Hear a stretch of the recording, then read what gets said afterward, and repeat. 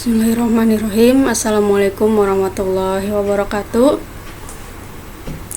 Baik teman-teman semua, pada pertemuan ini kita akan membahas tentang peranan komputer pada metode numerik.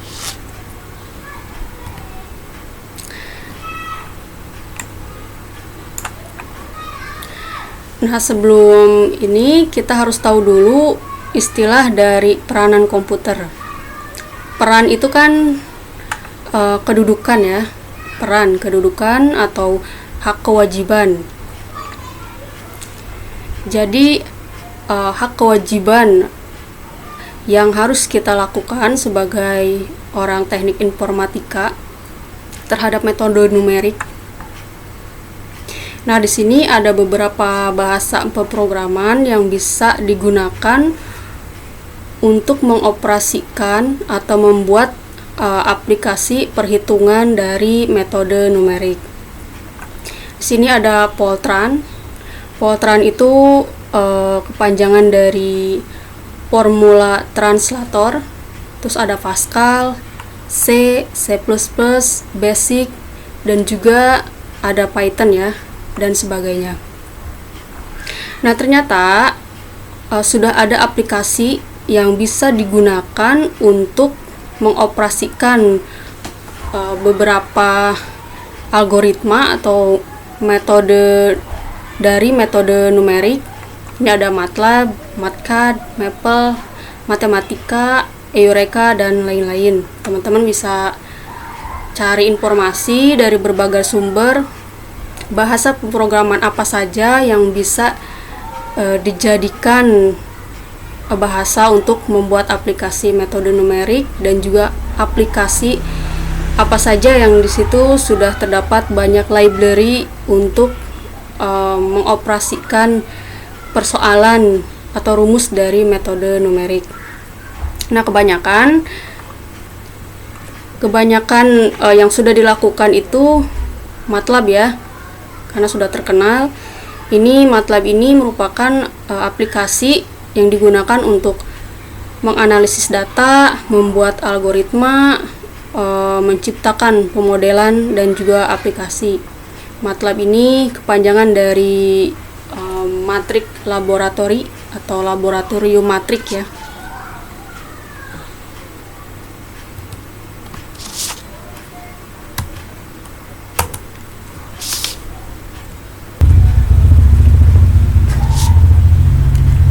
Oke, selanjutnya yaitu aspek penyelesaian masalah.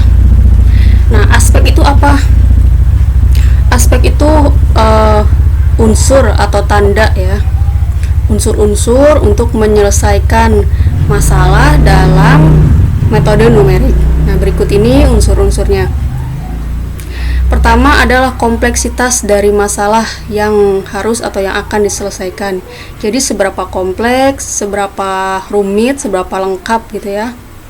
Lalu banyaknya operasi yang diperlukan. Jadi operasinya sudah yang pernah kita ketahui itu kan operasi matematika itu ada penjumlahan, pengurangan, perkalian, pembagian gitu ya. Terus ada sigma dan sebagainya gitu kan. Seberapa banyak ya. Lalu tingkat keakuratan yang diinginkan. Nah, ini karena metode numerik ini merupakan aproksimasi, jadi kita harus tahu dulu tingkat keakuratannya. Kita pernah melakukan selisih antara metode numerik dan juga metode analitiknya. Nah, di situ keakuratannya. Lalu selanjutnya pemilihan metode yang digunakan. Nah, ketika ada satu persoalan lalu diselesaikan dengan berbagai metode, dibandingkan dan juga dicari tahu galatnya atau errornya. Nah, di situ kita bisa menentukan atau menyimpulkan metode mana yang bisa digunakan untuk menyelesaikan persoalan. Tentunya kita pilih metode yang lebih baik gitu ya. Nah, selanjutnya ini kriteria algoritma. Untuk algoritma ini kan pengertiannya yaitu step by step ya, step by step dari menyelesaikan persoalan. Metode numerik, metode itu kan cara untuk menyelesaikan suatu persoalan. Metode numerik, numerik itu angka. Jadi menyelesaikan persoalan itu dengan memanfaatkan angka. Nah, sedangkan algoritma itu sendiri adalah step by stepnya, langkah demi langkahnya. Nah, berikut ini adalah langkah demi langkahnya. Pertama, yaitu setiap langkah harus deterministik. Jadi deterministik itu merupakan sesuatu itu pasti terjadi gitu ya. Jadi harus pasti langkah demi langkahnya bisa dilakukan. Yang kedua, prosesnya harus berakhir setelah sejumlah berhingga langkah. Jadi tidak infinite gitu ya. Jadi harus ada akhirnya. Lalu yang ketiga, hasil akhir tidak bergantung pada siapa yang menjalani algoritma. Jadi ketika ada metode atau algoritma dilakukan oleh siapapun, si A, si B, si C itu, hasilnya itu sama gitu ya. Jadi tidak tergantung siapa yang melakukannya, tidak bersifat subjektivitas gitu ya. Nah, selanjutnya keempat, algoritma tidak boleh berakhir terbuka. Jadi maksud dari berakhir terbuka ini kan ada terbuka, tertutup gitu ya. Kalimat terbuka, kalimat tertutup. Nah, berakhir terbuka ini maksudnya hasilnya itu tidak mengandung variabel.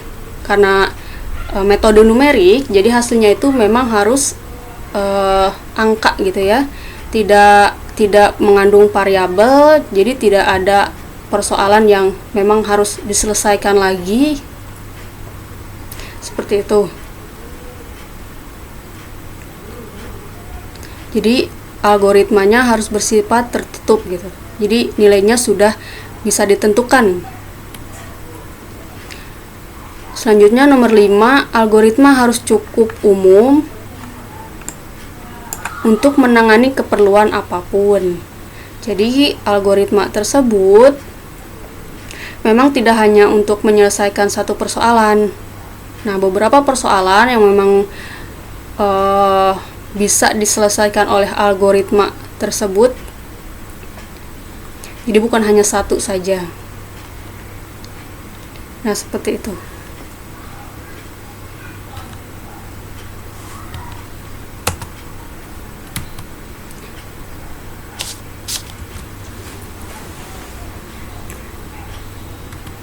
Selanjutnya aproksimasi.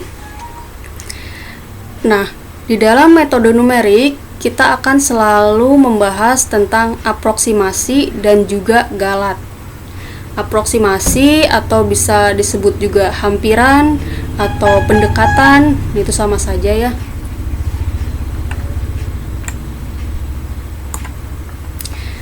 Kita contohkan.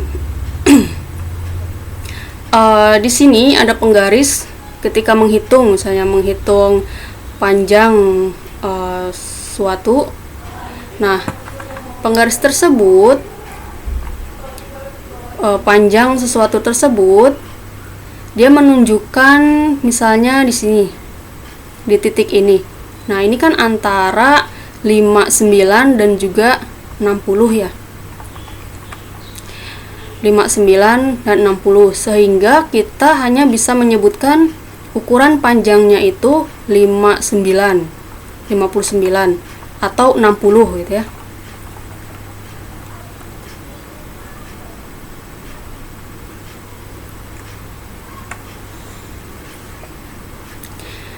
Nah, di sini ada istilah nilai signifikan. Nilai signifikan ini yaitu suatu nilai di mana jumlah angka ditentukan sebagai batas nilai tersebut diterima atau tidak. Jadi memang metode numerik ini tentang aproksimasi, hasilnya itu hampiran. Nah, karena hampiran atau pendekatan atau kira-kira gitu ya. Kira-kira di sini benar atau tidaknya atau keyakinannya itu ditentukan oleh angka signifikan atau nilai signifikan gitu ya. Nah, jika pada pengukuran tadi ini antara 59 dan 60, jika nilai signifikannya itu 1, maka kita tinggal pilih ukurannya 59 atau 60. Kecuali kalau nilai signifikan dari kasus ini 0,1, maka nilainya 59 atau 59,5 gitu ya.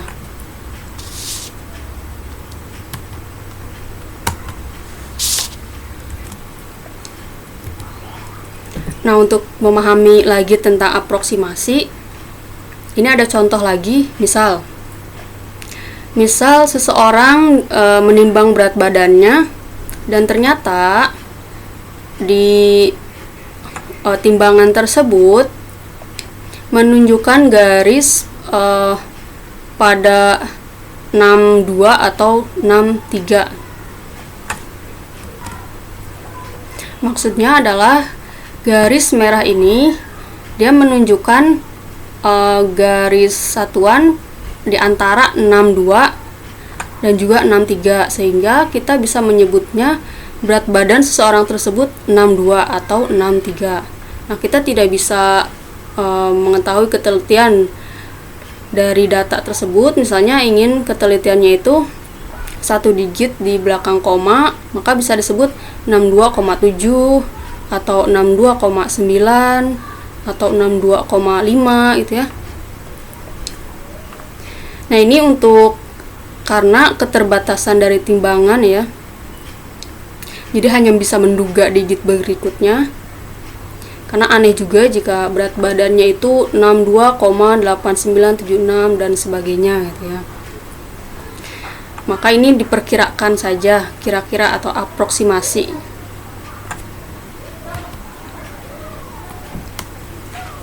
Nah, selanjutnya di dalam metode numerik itu ada aproksimasi dan juga ada galat atau error atau kesalahan. Nah, berikut ini merupakan teori dari kesalahan. Aspek yang penting yang diperhatikan dalam komputasi numerik adalah kecepatan dan keakuratan solusi dan presisi. Solusi yang diperoleh merupakan solusi hampiran, sehingga tentu saja akan terdapat galat. Nah, di pertemuan pertama kita sudah membuktikan antara metode numerik dan juga metode analitik, di mana di situ terdapat perbedaan atau selisihnya tersebut disebut galat, karena metode numerik ini kan menggunakan solusi hampiran. Nah, untuk galat itu sendiri sumbernya itu dari beberapa hal. Yang pertama, model matematika yang kurang teliti. Jadi model matematika yang digunakannya ya kurang teliti. Lalu ada galat bawaan dari data masukan. Jadi data yang data yang diinputnya itu memang error gitu, galat, sehingga hasilnya pun akan error ya. Nah, selanjutnya metode penyelesaian. Jadi memang di metode numerik ini ada beberapa metode, banyak metode itu ya. Jadi satu persoalan bisa menggunakan atau diselesaikan dengan beberapa metode. Nah, pemilihan dari metode tersebut pun bisa dibandingkan galatnya atau errornya metode satu dengan metode yang lainnya. Nah, selanjutnya sumber galat itu berasal dari pembulatan. Jadi ketika perhitungan matematiknya itu, operasi aritmatiknya itu dia atau kita melakukan pembulatan gitu. Jadi misalnya 22/7 harusnya hasilnya berapa angka di belakang koma, tapi kita bulatkan. Nah, sehingga hasilnya pun memang kalau dibandingkan akan terjadi galat atau error. Oke, untuk pertemuan kita kali ini teman-teman, minimal kita bisa paham tentang peranan komputer pada metode numerik, seperti bahasa pemrograman apa saja yang ternyata bisa digunakan, terus aplikasi yang sudah ada yang bisa digunakan untuk menyelesaikan algoritma-algoritma dari metode numerik. Lalu aspek-aspek apa saja untuk menyelesaikan masalah dari metode numerik? Lalu bagaimana suatu algoritma itu dikatakan baik gitu ya. Tadi kita sudah mempelajarinya tentang galat, hampirannya atau metodenya. Nah, lalu sumber galat itu apa saja? Oke, demikian yang bisa saya sampaikan. Terima kasih. Wassalamualaikum warahmatullahi wabarakatuh.